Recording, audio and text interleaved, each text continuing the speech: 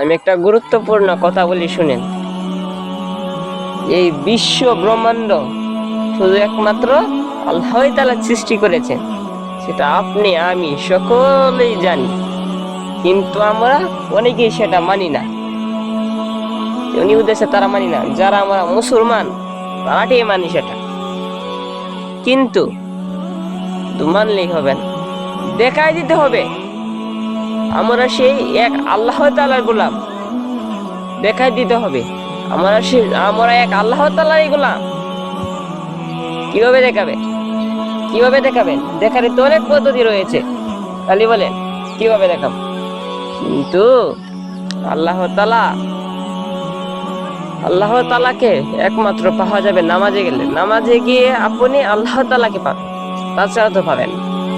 এই জন্য সকল অবস্থায় সবসময় আলহামদুলিল্লাহ মুখে শব্দটা রাখতে হবে। আলহামদুলিল্লাহ, আল্লাহ তাআলা যাই করে না কেন যেন আলহামদুলিল্লাহ রাখতে হবে।